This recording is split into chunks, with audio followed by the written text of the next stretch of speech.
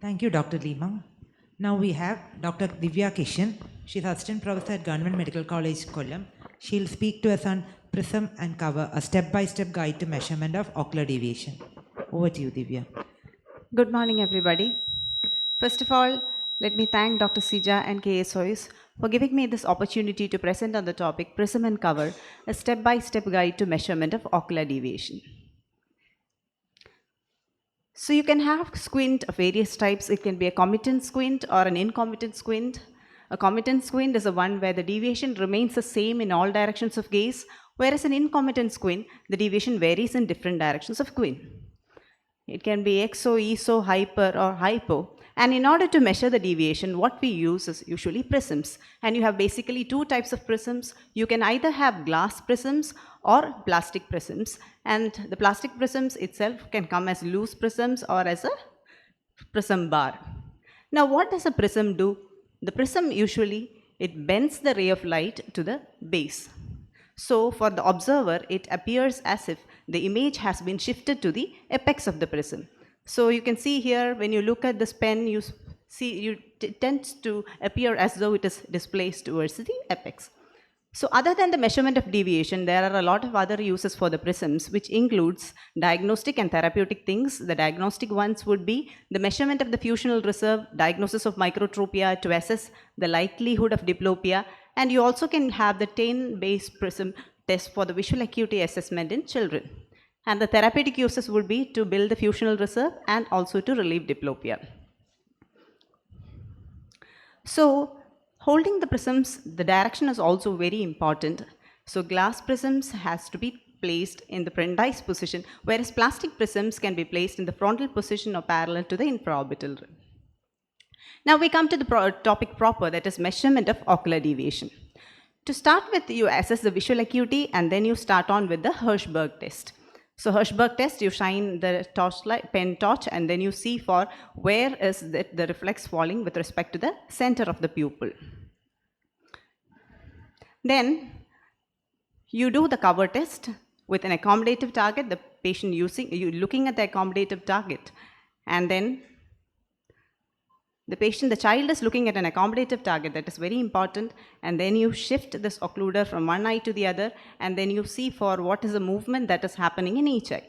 So here you can see that under the cover the eye is moving out, and on refixation it is coming from out to in. So this is an exo deviation. When you start on to measure this deviation, what is the amount of the deviation, then that is where you start using the prisms. So the prism alternate cover test is the most important and the common one that we use, and let us see what is the rule of thumb in measuring this with prisms. The first thing is that you should always place the prisms with the apex towards the deviation. The second one is that you should always use an accommodative target.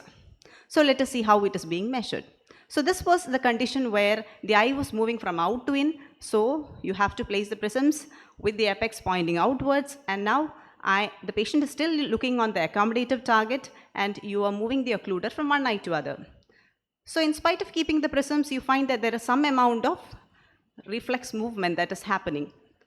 So the end point is you increase the prisms in such a way that finally when you do this alternate cover test, there is no further refixation movement, and that would be the amount of the deviation that this child is having. So how does that happen? That is because, let us see this case with a left eye esotropia. So as per the rule of thumb, you will be placing the prisms with the apex towards a deviation, that is the apex nasally. And what does it do? It displaces the image. It displaces a line of falling into the fovea.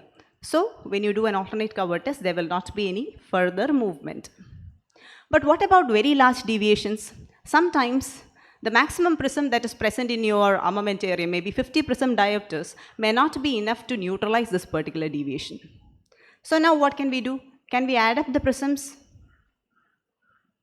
See, in spite of putting the maximum 50 prism, this patient has an alternating exotropia with a mild amount of dissociative vertical deviation in the left eye.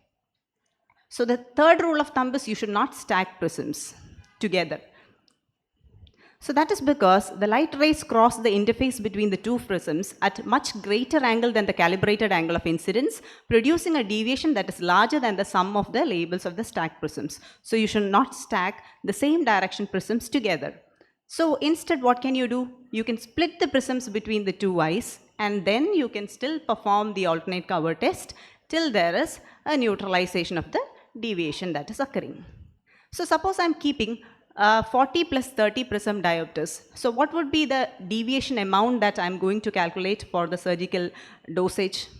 The most important thing is that you should not add up these values together also. There is a table that gives you what is the amount of prism that you need to take up. For example, in this case, if it is 40 plus 30, that would be coming to about 80 prism diopters. And so that value is the one that you specifically need to use for your surgical dosage. Now, the fourth important point is that if there is a simultaneous horizontal and a vertical misalignment, then you can definitely stack those prisms together. The fifth important thing is that if the patient has got a refractive correction, we have to definitely make sure that the refractive correction is in place before you do the deviation assessment. And also keep in mind that when you're using a minus lens, that increases the measured deviation. And so if it is a very high refractive error, maybe very thick myopic glasses, you may not be able to see the deviation behind that. It will be difficult. So the best idea would be to use a contact lens and correct the refraction, and on top of that measure the deviation to get the perfect alignment. So you will be measuring the deviation at near, distance and at far distances. Far distance measurement becomes important in cases of intermittent exotropia, where if you want to get the maximum deviation, you may have to resort to that. Then another important condition is the measurement of primary and secondary deviation, and that comes in when you are dealing with an incomitant deviation. So how do you measure that? Primary deviation is the deviation of the paratic eye, and you place the prisms over the paratic eye. And the third thing that we do is 9-gaze assessment with tilt measurement. So ideally, you need to measure the deviation in all the 9 directions of gaze, especially in case of incomitant deviations, along with tilt. So how does that become important? Let us see this particular case. So this was a case with a head tilt to the left side, then 10-degree hypertropia in the right eye. So this is the 9-gaze measurement.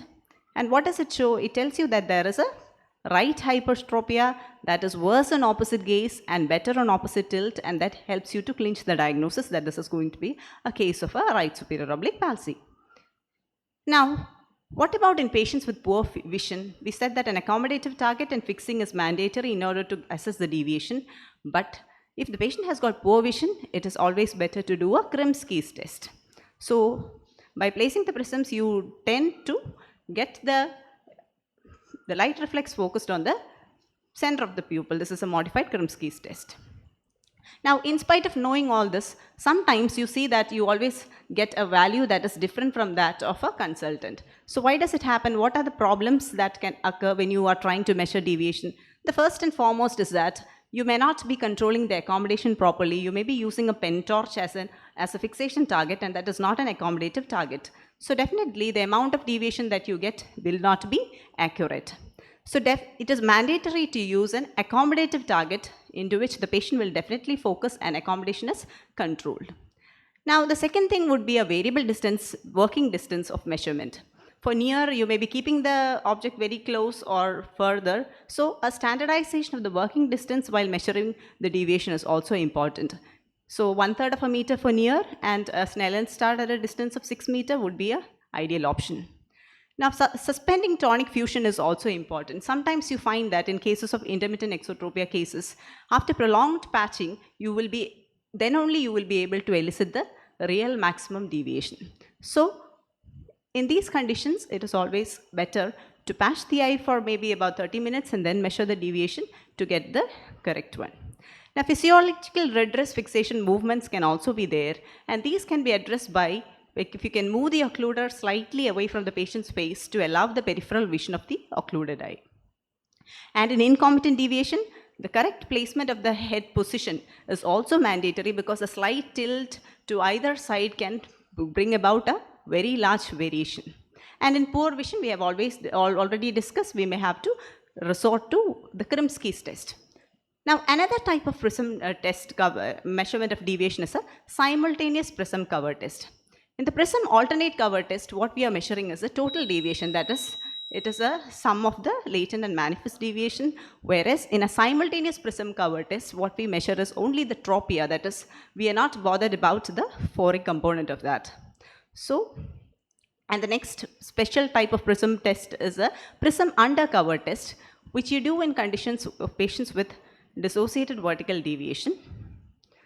So in this particular case, what you do is you simultaneously place the prism and the occluder in one eye. And when you shift the occluder to the other eye, the end point is that there is no reverse movement of the eye in order to take a fixation. So as in all the skills that we have seen till now, practice is what that makes you perfect. So practice, practice, and practice. Thank you so much for patient listening.